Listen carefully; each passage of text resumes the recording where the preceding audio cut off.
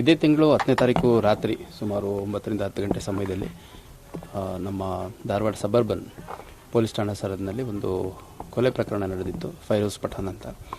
ಆ ಪ್ರಕರಣದಲ್ಲಿ ಈಗಾಗಲೇ 9 ಜನರನ್ನು ಅರೆಸ್ಟ್ ಮಾಡಿದ್ವಿ. ಮುಂದುವರೆದು ಮತ್ತು ಆ ಕೊಲೆ ಪ್ರಕರಣಕ್ಕೆ ಸಂಬಂಧಪಟ್ಟಂಥ 3 ಜನರನ್ನು ಅರೆಸ್ಟ್ ಮಾಡಿದ್ದೀವಿ. 9 ಜನರನ್ನು ಪೊಲೀಸ್ ಕಸ್ಟಡಿ ತೊಗೊಂಡು ಮತ್ತೆ ಫರ್ದರ್ ಇನ್ವೆಸ್ಟಿಗೇಷನ್ ಮಾಡ್ತಾ ಇದ್ದೀವಿ. 3 ಜನ ಅವ್ರನ್ನೇನು ಅರೆಸ್ಟ್ ಮಾಡಿದ್ವಿ ಅವ್ರನ್ನೂ ಕೂಡ ನಂತರದಲ್ಲಿ ಪೊಲೀಸ್ ಕಸ್ಟಡಿ ತೊಗೊಂಡು ಹೆಚ್ಚುವರಿ ವಿಚಾರಣೆ ಮತ್ತು ತನಿಖೆನ ಮಾಡಲಾಗುತ್ತೆ. ಈಗ ತೊಗೊಂಡಿರೋರು ಯಾರಿದ್ದಾರೆ ಅವ್ರದ್ದು ಟೆಸ್ಟ್ ಐಡೆಂಟಿಫಿಕೇಶನ್ ಪರೇಡ್ ಮಾಡೋದ್ರಿಂದ ಅವ್ರದ್ದು ಹೆಸರಾಗಲಿ ಅವ್ರ ಡೀಟೇಲ್ಸ್ ಆಗಲಿ ಡಿಸ್ಕ್ಲೋಸ್ ಮಾಡಲಿಕ್ಕಾಗಲ್ಲ. ಸರ್, ಈಗ ಈ 3 ಜನರ ಪಾತ್ರ ಸರ್, ಯಾಕಂತ ಹೇಳಿದ್ರೆ 9 ಜನ ಮೊದಲು ಇದು ಮಾಡಿದ್ರು, ಅರೆಸ್ಟ್ ಮಾಡಿದ್ರು ಸರ್, ಎಲ್ಲ ಕಸ್ಟಡಿ ಆಗಿತ್ತು. ಹೆಚ್ಚಿನ ವಿಚಾರಣೆ ಮಾಡಿದಾಗ ಇವರು ಈಗ ಕೃತ್ಯ ನಡೆದ ಸ್ಥಳದಲ್ಲಿ ಅಲ್ಲಿ ಭಾಗಿಯಾಗಿ ಕೃತ್ಯ ನಡೆಸಿರುವಂಥವ್ರು 5-6 ಜನ ಆದರೆ ಅದಕ್ಕೆ ಪ್ರತ್ಯಕ್ಷವಾಗಿ ಪರೋಕ್ಷವಾಗಿ ಸಾಕಷ್ಟು ಜನ ಒಂದು ಸಹಕರಿಸಿದ್ದಾರೆ. So as a part of conspiracy for supply of ಬೇರೆ ಬೇರೆ ರೀತಿ ಸಪೋರ್ಟ್ ಸಿಸ್ಟಮು ಅದನ್ನೆಲ್ಲ ಒಳಗೊಂಡಂತೆ ಇನ್ನು ತನಿಖೆ ಮುಂದುವರೆದಿದೆ. ಇನ್ನೂ ಆರೋಪಿಗಳನ್ನು ಅರೆಸ್ಟ್ ಮಾಡುವಂಥದ್ದು ಬಾಕಿ ಇದೆ. ರಾಜಕೀಯ ಪ್ರೇರಿತವಾಗಿ ಏನಾದರೂ ನಡೆದಿದೆ ಅಂತ ಅಲ್ಲ, ಅಲ್ಲಿ ಸಂಘರ್ಷ ಇದ್ದಿದ್ದೇ ಏನು ಪ್ರಮುಖ ಆರೋಪಿ ಇದ್ದಾನೆ, ಪ್ರಮುಖ ಆರೋಪಿ ಮತ್ತು ಡಿಸೀಸ್ಡ್ ಅವರಿಬ್ಬರ ನಡುವಿನ ಸಂಘರ್ಷಕ್ಕೆ ಕಾರಣವೇ ಅವರ ವೈಯಕ್ತಿಕ ಪ್ರಗತಿ ಯಾವ ರೀತಿ ರಾಜಕೀಯವಾಗಿ ಆಗಬೇಕು ಅನ್ನೋಂಥದ್ದು ಕುರಿತಾಗಿ ಕೂಡ ಇತ್ತು. ಅದು ಹೊರತಾಗಿ ಕೂಡ ಬೇರೆ ಬೇರೆ ಕಾರಣಗಳು ಇತ್ತು. ಅಲ್ಲ, ಈಗ ನೋಡಿ, ಇದರಲ್ಲಿ ಆರೋಪಿಗಳ ಹಿನ್ನೆಲೆ ಅವ್ರು ರಾಜಕೀಯದಲ್ಲಿದ್ದಾರೋ, ರಾಜಕೀಯ ಮುಖಂಡರು, ಅದ್ಯಾವುದೂ ನಮಗೆ ಪ್ರಶ್ನೆ ಆಗಲ್ಲ. ಆ ಪ್ರಕರಣದಲ್ಲಿ ಅವ್ರದ್ದು ಪಾತ್ರ ಇದ್ದರೆ ಅವರು ಆರೋಪಿಗಳಾಗ್ತಾರೆ. ಅವ್ರನ್ನ ವಶಕ್ಕೆ ತೊಗೊಂಡು ವಿಚಾರಣೆಗೊಳಪಡಿಸಿ ನಮ್ಮ ಸಾಕ್ಷ್ಯಾಧಾರಗಳು ಕಂಡು ಬಂದಲ್ಲಿ ಅವ್ರ ಮೇಲೆ ಮುಂದಿನ ಕ್ರಮವನ್ನು ಜರುಗಿಸ್ತೀವಿ. ಇಲ್ಲಿ ಮೃತ ಹೊಂದಿರುವಂಥವರು ವಿಕ್ಟಿಮ್ಸ್, ನೊಂದವರು, ಮತ್ತು ಯಾರು ಆ ಕೃತ್ಯ ಎಸಗಿದ್ದಾರೆ, ಆ ಕೃತ್ಯಕ್ಕೆ ಯಾರ್ಯಾರು ಸಹಕರಿಸಿದ್ದಾರೆ ಅವರೆಲ್ಲ ಆರೋಪಿಗಳು. ಅಷ್ಟು ಹೊರತಾಗಿ ಇದರಲ್ಲಿ ನಮಗೆ ಯಾವುದೇ ರೀತಿ ರಾಜಕೀಯ ಪಕ್ಷಕ್ಕೆ ಸೇರ್ತಾರ, ಮುಖಂಡರ, ಕಾರ್ಯಕರ್ತರ ಅದ್ಯಾವುದೂ ನಾವು ಗಮನದಲ್ಲಿಟ್ಕೊಳಕ್ಕಾಗಲ್ಲ. ಇದೊಂದು ಕೊಲೆ ಅಂತಹ ಗಂಭೀರ ಪ್ರಕರಣ.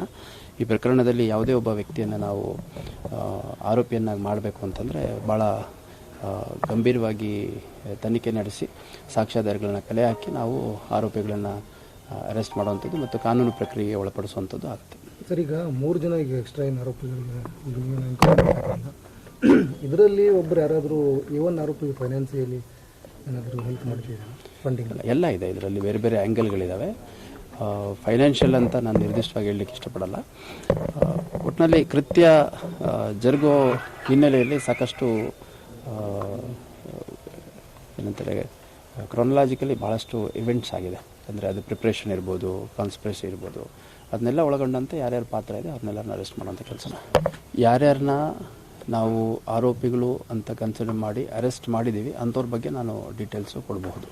ಇನ್ನು ಭಾಳಷ್ಟು ಜನರನ್ನು ನಾವು ತಪಾಸಣೆ ಮಾಡ್ತಾಯಿದ್ದೀವಿ, ವಿಚಾರಣೆ ಮಾಡ್ತಾಯಿದ್ದೀವಿ, ಹುಡುಕಾಟ ಮಾಡ್ತಾಯಿದ್ದೀವಿ, ಆರೋಪಿಗಳನ್ನ ವಶಕ್ಕೆ ತೊಗೊಳ್ಲಿಕ್ಕೆ ಪ್ರಯತ್ನ ಮಾಡ್ತಾಯಿದ್ದೀವಿ. ಅದು ತೊಗೊಂಡ್ಮೇಲೆ ನಾವು ಅರೆಸ್ಟ್ ಅಂತ ಮಾಡಿದಂಥ ಸಂದರ್ಭದಲ್ಲಿ ಯಾರ್ಯಾರ ಮೇಲೆ ಮಾಡಿದ್ದೀವಿ ಅನ್ನೋಂಥದ್ದು ಹೇಳಲಿಕ್ಕೆ ಸಾಧ್ಯ, ಹೇಳೋದು ಸರಿ. ಅದು ಹೊರತುಪಡಿಸಿ ಬೇರೆ ಯಾವುದೂ ವಿವರಗಳನ್ನು ನಾನು ಹೇಳಲಿಕ್ಕಾಗಲ್ಲ. ಅಂದರೆ ಸರ್, ನಿನ್ನೆ ಅಂಜುಮನ್ ಸಂಸ್ಥೆಗೆ ಅವ್ರ ಮನೆಗೆ ಪ್ರಕರಣದಲ್ಲಿ ಯಾರ್ಯಾರು ಭಾಗಿಯಾಗಿದ್ದಾರೆ ಅನಿಸುತ್ತೆ, ಈ ಒಂದು ಕೃತ್ಯದಲ್ಲಿ ಯಾರ್ಯಾರು ಭಾಗಿಯಾಗಿದ್ದಾರೆ, ಬೆಂಬಲಿಸಿದ್ದಾರೆ ಅಂತ ಅನಿಸುತ್ತೆ, ಅವರೆಲ್ಲರೂ ನಾವು ವಶಕ್ಕೆ ತೊಗೊಳ್ಳೋಂಥ ಕೆಲಸ ಮಾಡ್ತೀವಿ. ಆ ವಶಕ್ಕೆ ತೊಗೊಳ್ಳೋಂಥ ಸಂದರ್ಭದಲ್ಲಿ ಅವ್ರು ಎಲ್ಲಿದ್ದಾರೆ, ಅವ್ರ ಮನೆಗಳಿರ್ಬೋದು, ಆಫೀಸ್ಗಳಿರ್ಬೋದು, ಅವ್ರದ್ದು ಕಾರ್ಯಕ್ಷೇತ್ರ ಇರ್ಬೋದು, ಅಥವಾ ಅವರೆಲ್ಲಾದರೂ ತಲೆಮರೆಸ್ಕೊಂಡಿದ್ರೆ, ಎಲ್ಲಾದರೂ ಅಡಿಗೆ ಕೂತಿದ್ರೆ, ಎಲ್ಲ ಸ್ಥಳಗಳಲ್ಲೂ ನಾವು ದಾಳಿ ಮಾಡುವಂಥದ್ದು ಇರ್ಬೋದು, ಸರ್ಚ್ ಮಾಡುವಂಥದ್ದು ಇರ್ಬೋದು, ಅದೆಲ್ಲ ಮಾಡ್ತೀವಿ. ಒಟ್ಟಿನಲ್ಲಿ ಇದೊಂದು ಅತ್ಯಂತ ಗಂಭೀರ ಪ್ರಕರಣ. ಈ ರೀತಿ ಪ್ರಕರಣಗಳು ಸಾರ್ವಜನಿಕ ನೆಮ್ಮದಿಯನ್ನು ಹಾಳು ಮಾಡ್ತವೆ ಅನ್ನೋಂಥದ್ದು ಕೂಡ ಸತ್ಯ. ಸಾರ್ವಜನಿಕರಲ್ಲಿ ಆತಂಕ ಉಂಟು ಮಾಡ್ತವೆ. ಹಂಗಾಗಿ ಅಷ್ಟೇ ಗಂಭೀರತೆಯಿಂದ ನಮ್ಮ ತನಿಖಾಧಿಕಾರಿ ಸೇರಿದಂತೆ ಮೇಲುಸ್ತುವಾರಿ ವಹಿಸಿಕೊಂಡಿರೋ ನಾನು ಸೇರಿದಂತೆ ಎಲ್ಲರೂ ಇದರಲ್ಲಿ ತೊಡಗಿಸ್ಕೊಂಡು ಒಂದು ಗುಣಮಟ್ಟದ ಮತ್ತು ಸಮಗ್ರ ತನಿಖೆಯನ್ನು ಮಾಡೋ ನಿಟ್ಟಿನಲ್ಲಿ ಮುಂದುವರಿತಾ ಇದ್ದೇವೆ. ಇಲ್ಲ, ಭಾಳಷ್ಟು ಜನ ಹಾಪ್ಸ್ಕೊಂಡಂಗಿದ್ದಾರೆ, ಭಾಳಷ್ಟು ಜನ ಹಾಪ್ಸ್ಕೊಂಡಂಗಿದ್ರು. ಕೆಲವ್ರನ್ನ ವಶಕ್ಕೆ ತೊಗೊಂಡಿದ್ದೀವಿ, ಕೆಲವ್ರನ್ನ ಅರೆಸ್ಟ್ ಮಾಡಿದ್ದೀವಿ, ಕೆಲವ್ರನ್ನ ವಿಚಾರಣೆ ಮಾಡ್ತಾಯಿದ್ದೀವಿ. ಸೊ ಯಾರು ಹಾಪ್ಸ್ಕೊಂಡಂಗಿದ್ದಾರೆ ಅದನ್ನೆಲ್ಲ ನಾನು ಅವ್ರ ವಿವರಗಳೆಲ್ಲ ಹೇಳಲಿಕ್ಕಾಗಲ್ಲ. ಯಾಕಂದರೆ ಅವ್ರನ್ನ ಚೇಸ್ ಮಾಡ್ತಾಯಿದ್ದೀವಿ ಅನ್ನೋಂಥ ಮಾಹಿತಿ ಗೊತ್ತಾದರೆ ಇನ್ನೂ ಅವರು ತಪ್ಪಿಸ್ಕೊಳ್ಳುವಂಥ ಪ್ರಕ್ರಿಯೆ ಜಾಸ್ತಿ ಆಗುತ್ತೆ. ಹಂಗಾಗಿ ಯಾರನ್ನ ನಾವು ವಶಕ್ಕೆ ತೊಗೊಂಡು ಅವ್ರ ಮೇಲೆ ಆರೋಪ ಸಾಬೀತಾಗಿ ಅವ್ರನ್ನ ಆರೋಪಿಗಳು ಅಂತ ಅರೆಸ್ಟ್ ಮಾಡ್ತೀವಿ, ಆ ಸಂದರ್ಭದಲ್ಲಿ ಅವ್ರನ್ನ ಆರೋಪಿಗಳು ಅಂತ ನಾವು ಕನ್ಸಿಡರ್ ಮಾಡ್ಬೋದು. ಮತ್ತು ಈ ಪ್ರಕರಣದಲ್ಲಿದ್ದಾರೆ ಅಂತ ಕನ್ಸಿಡರ್ ಮಾಡ್ಬೋದು. ಈಗ ನಮ್ಮ ತನಿಖಾ ಪ್ರಕ್ರಿಯೆಯಲ್ಲಿ ಈಗ ಒಬ್ಬ ಆರೋಪಿ ಯಾರನ್ನೂ ನಾವು ಹಿಡಿಬೇಕು ಅಂತಂದರೆ ಏನು ಮಾಡಬೇಕು? ಮೊದಲಿದಾಗ ಅವ್ರ ಮನೆಗೆ ಹೋಗ್ತೀವಿ, ಅವ್ರ ಕಚೇರಿಗಳಿಗೆ ಹೋಗ್ತೀವಿ, ಅಥವಾ ಅವ್ರು ಯಾವುದೋ ಒಂದು ಅಡಗುದಾಣ ಇದ್ದರೆ ಅಲ್ಲಿಗೆ ಹೋಗ್ತೀವಿ, ಅಥವಾ ಯಾರ್ದಾದ್ರೂ ಅವರ ಬೆಂಬಲಿಗರ ಮನೆಯಲ್ಲಿದ್ದರೆ ಅಲ್ಲಿಗೆ ಹೋಗ್ತೀವಿ. ಸೊ ಇದೊಂದು ನಿರಂತರ ಪ್ರಕ್ರಿಯೆ.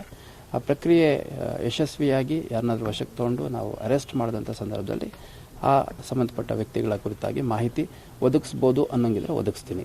ಇವಾಗ ಟೆಸ್ಟ್ ಐಡೆಂಟಿಫಿಕೇಶನ್ ಇರುವಂಥ ಪ್ರಕರಣಗಳಲ್ಲಿ ಒದಗಿಸ್ಲಿಕ್ಕೆ ಆಗಲ್ಲ, ಹಂಗಿದ್ದಾಗ ಒದಗಿಸೋದಿಲ್ಲ.